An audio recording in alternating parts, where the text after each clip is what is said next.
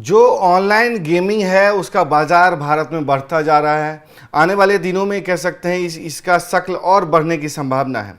अभी आईपीएल चल रहा है और कह सकते हैं कि तकरीबन 150 करोड़ की जो जनसंख्या है उसमें इसकी जो मांग है, डिमांड है, वो बढ़ती जा रही है। और इस पे आप कह सकते हैं सरकार कड़ी निगरानी करनी जा रही है। इसको सरकार के रडार पर लाया जा रहा है, यानी कि कह सकते हैं कि जो गेमिंग या फैंटेसी ऐप्स हैं उस पर सरकार की निगरानी बढ़ने वाली है और इसे मनी लॉन्ड्रिंग एक्ट के तहत लाया जाएगा।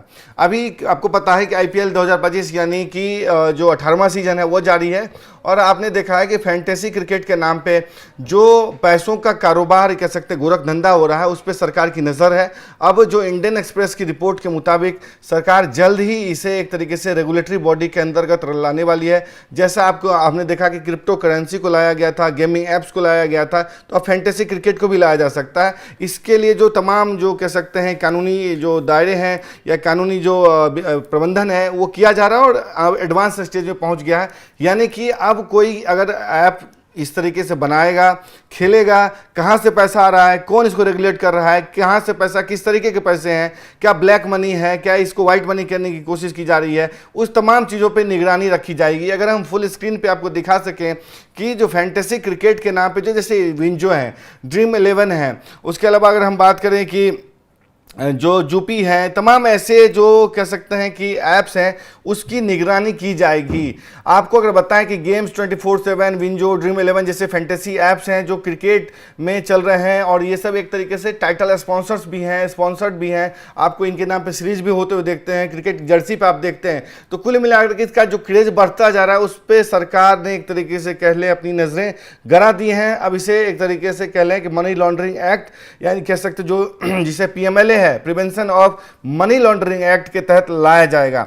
आपको बता दें कि हर दिन भारत में करोड़ों जो लोग हैं इस प्लेटफॉर्म पर पैसा लगाते हैं और अब जो सरकार की नज़र इन पर टेढ़ी हो गई है। मोदी सरकार इन गेमिंग ऐप्स को पीएमएलए के तहत लाने जा रही है और कह लें कि पूरा मामला ये है कि अगर बताएं आपको कि पीएमएलए एक ऐसा कानून है जो बैंकों और फाइनेंशियल कंपनियों को हर ट्रांजैक्शन पर नज़र रखने और ग्राहकों का रिकॉर्ड मेंटेन करने के लिए मजबूर करता है, यानी कि उसको रेगुलेट करता है। अब ऑनलाइन गेमिंग ऐप्स को भी यही करना होगा। केवाईसी वेरिफिकेशन से लेकर हर संदिग्ध लेन देन की जानकारी सरकार को देनी पड़ेगी। सरकार को शक है कि इन ऐप्स के जरिए भारी मात्रा में अनट्रैकेबल पैसा चल रहा है। फिक्की और ईवाई जैसी जो कह सकते हैं रिसर्च एजेंसीज हैं या जो मार्केट से संबंधित जिस पर नज़र रखती हैं, उनकी रिपोर्ट के मुताबिक 2024 में ऑनलाइन गेमिंग कंपनियों ने $2.7 बिलियन का रेवेन्यू कमाया। साथ ही 155 जो मिलियन भारतीय हैं वो ये गेम्स खेल रहे हैं, जिसमें हर दिन 110 मिलियन लोग कह सकते हैं कि जुड़ते हैं, खेलते हैं और पैसों का आदान प्रदान होता है। ऐसे में मनी लॉन्ड्रिंग को रोकना सरकार की प्राथमिकता बन गई है। असल मुसीबत ये है कि ऑफशोर सट्टेबाजी ऐप्स जो हैं, जो जैसे कि ऑफशोर से मतलब है जो विदेश में ऐप्स बन रहे हैं, जो विदेश में रेगुलेट होते हैं, उस पर कैसे निगरानी रखी जाए, कैसे रेगुलेट किया जाए। तो ऐसे ऐप्स जो भारत में बिना टैक्स या रेगुलेशन के चल रही हैं उन पे सरकार एक तरीके से कार्रवाई करने जा रही है। रिपोर्ट्स के मुताबिक इनके जरिए हर साल जो 25 बिलियन जो कह सकते हैं 25 से 30 बिलियन डॉलर अनकाउंटेड पैसा जो देश में आ रहा है। और ये प्लेटफॉर्म जो सरकार के रडार पे हैं, कह सकते हैं कि जो अभी तक बाहर थे अब सरकार पे रडार पे लाया जा रहा है कि जो 25 से 30 बिलियन जिसको अनकाउंटेड पैसा मतलब जिसकी कोई कह सकते हैं कि मालिकाना हक के बारे में नहीं पता है, ये किसका पैसा है, किधर से आ रहा है, क्या किस तरीके का पैसा है, उस पर सरकार जो है ना नज़र गड़ा रही है। सरकार ने अब तक 1400 से ज़्यादा ऑनलाइन बैटिंग साइट्स को ब्लॉक किया है, लेकिन ये हर बार नए और कह सकते हैं डोमेन के साथ वापस आ जाती हैं। अब सख्त कदम उठाने की ज़रूरत महसूस की गई थी, तो सरकार इसी के तहत नए कानून लाने जा रही है। गेमिंग कंपनियों को पीएमएलए के तहत रिपोर्टिंग एंटिटी बनाया जाएगा ताकि हर ट्रांजैक्शन पर नज़र रखी जाए। अगर आपको बताएं कि अगर ये नियम लागू हो जाता है, सरकार केवाईसी अनिवार्य कर, देखिए इसको हम फुल स्क्रीन पर अगर दिखा रहे हैं आपको, इसको रोका जाए सामने कि किस तरीके से सरकार कर रही है। अगर हम आपको पॉइंट बाय पॉइंट अगर हम बता सकें तो ज़्यादा बेहतर तरीके से समझने में आसानी होगी कि सरकार इनके खिलाफ क्या कुछ कर रही है। देखिए जो प्रस्ताव है मंत्रालय के पास, अगर आईटी मंत्रालय की बात करें, इंफॉर्मेशन टेक्नोलॉजी मंत्रालय, तो उसने देखिए इसको यहाँ पे रोकें इसको कि ड्रीम 11 गेम्स 24/7 और विंजो जैसी ऑनलाइन रियल मनी गेमिंग कंपनियां जो हैं उसको पीएमएलए के तहत लाया जाएगा। ये तो प्रस्ताव है। उद्देश्य क्या है? उद्देश्य है केवाईसी नियम लागू करना, संदेहास्पद लेन देन की निगरानी करना और अवैध धन प्रवाह पर रोक लगाना। अगर ढांचा की बात करें तो किस कानून के तहत इनको रेगुलेट किया जाएगा, तो वो है पीएमएलए, यानी कि prevention of money laundering act, जो कह सकते हैं धन शोधन अधिनियम जो है उसके तहत ला जाएगी। यह कानून जो है रिपोर्टिंग संस्थाओं मसलन बैंक, फाइनेंशियली इंटरमीडिएरी नामित व्यवसाय पर रिकॉर्ड रखने और रिपोर्टिंग की जिम्मेदारी तय करता है। रिपोर्टिंग एंटिटी क्या होता है कि ग्राहक की पहचान, लेन देन विवरण, खाता, फाइलें और पत्राचार रिकॉर्ड रखना और एफआईयू आईएनडी को रिपोर्ट करना। और उसके बाद अगर हम बताएं इससे पहले अगर इस तरह की कार्रवाई हुई तो क्या थी। 2023 में क्रिप्टो कंपनियों पर वीडीए के रूप में रिपोर्टिंग एंटिटी घोषित किया गया। 2023 में जीएसटी लागू किया गया 28% और ये कह सकते हैं पूरे डिपॉजिट पर लागू किया गया था। आंकड़े क्या बताते हैं? फिक्की और ईवाई की रिपोर्ट के मुताबिक 2.7 बिलियन का रेवेन्यू जनरेट कर रही हैं ऑनलाइन गेमिंग कंपनियां। उसके अलावा अगर बताएं तो 150 million real money gaming users हैं, 110 मिलियन डेली प्लेयर्स हैं। सरकार की चिंता है कि ऑनलाइन गेमिंग ऐप्स में बहुत सारा अनकाउंटेड पैसा घूम रहा है, जिसे ट्रैक करना जरूरी है।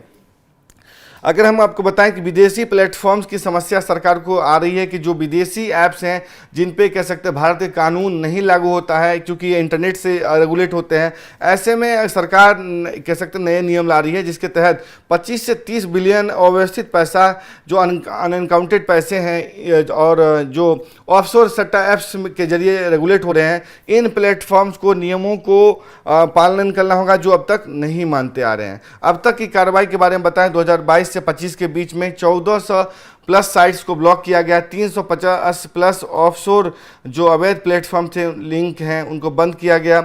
आईटी मंत्रालय क्या प्रयास कर रही है? तो 2023 में आईटी ने बदलाव कर सेल्फ रेगुलेटरी बॉडीज़ का प्रस्ताव दिया गया था, पर टकराव के कारण इसे लागू नहीं किया गया है। तो कुल मिलाकर कह सकते हैं कि जो सरकार की जो कोशिश है कि 49 रुपये में जो आप आजकल क्या हो रहा है कि ड्रीम 11 की बात कर लें या आप तमाम ऐसे ऐप्स की बात कर लें जो प्रोबो ऐप है या कैसे तमाम जो फैंटेसी ऐप्स हैं वो काफ़ी धड़ल्ले से चल रही हैं, इसकी काफ़ी लोकप्रियता भी है। जो आईपीएल चल रहा है तो उसमें एक ख्वाब दिखाया जाता है कि 49 रुपये में अपनी टीम बनाइए और करोड़पति बनिए। एक दो ड्राइवर जो कह सकते हैं जो दिहाड़ी मजदूरी के रूप में 300-400 रुपये कमाता है, उसका ख्वाब दिखाया जाता है कि इसके जरिए इसने जीता है तो आप भी जीत सकते हो। जबकि प्रोबेबिलिटी ये होता है कि करोड़ों रुपए की बात करें, करोड़ों रुपए के हिसाब से अगर देखें तो करोड़ों जो लोग खेलते हैं उसमें से 1 से 2 लोग ही जो हैं सो आपको जीतते हुए नज़र आते हैं। और कह लें कि जो संभावना है, प्रोबेबिलिटी जो है जीतने की, वो लगभग ना के बराबर है।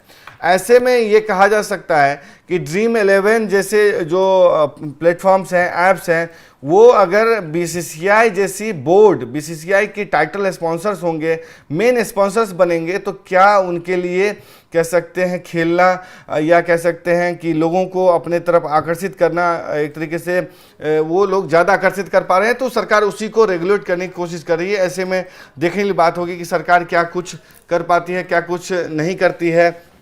और देखते हैं कि इस नियम का कब तक इसको लागू किया जाता है, कब तक केवाईसी है उसको लागू किया जाता है। क्योंकि केवाईसी जो है, आपको बताएं कि केवाईसी आपको हर चीज़ में, बैंक में भी अगर आप जाते हैं तो आपको केवाईसी देना पड़ता है। केवाईसी का मतलब होता है नो योर कस्टमर। तो आप में पैसा लगा कौन रहा है, आप पैसा दे किसे रहे हैं, लेन देन कहाँ से हो रहा है, तो उसकी जानकारी तो रखनी ही पड़ेगी। और 49 रुपये का जो ख्वाब है, इसमें जो जुआ सट्टा कह लें, फैंटेसी कह लें, तो तमाम घूम फिर के एक ही है, नाम बस बदल गया है सट्टेबाजी का। उसको फैंटेसी क्रिकेट कहा जाता है लेकिन नाम बदल गया है। मान लो आप 49 रुपये लगा रहे हो, 49 के बदले आपको 50 रुपये मिलता है, तो कोई अपना ही आपका जो पैसा खो रहा है उसकी बदौलत कह सकते हैं आपको 49 रुपये या 50 रुपये दिया जा रहा है। सरकार की यही कोशिश है कि इन सबको एक तरीके से कानून के दायरे में लाया जाए। इससे पहले भी सरकार ने 2022-25 के दौरान 1400 प्लस साइट्स को एक तरीके से ब्लॉक किया था। 350 प्लस जो अवैध साइट्स हैं तो उसको कह सकते हैं, उसको ऑफशोर साइट्स जो थे, लिंक्स थे, उनको बैन किया गया।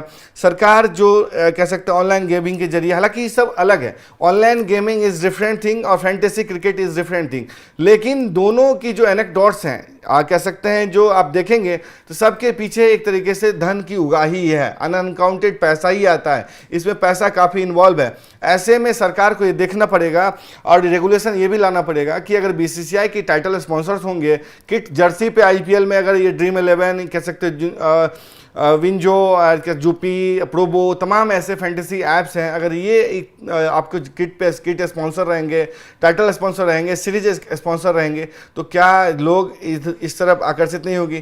क्या आप इन गेमिंग ऐप्स को, फैंटेसी ऐप्स को क्रेडिबिलिटी नहीं दे रहे हैं? तो बिल्कुल दे रहे हैं। तो सरकार उसी को कम करने की कोशिश की जा रही है।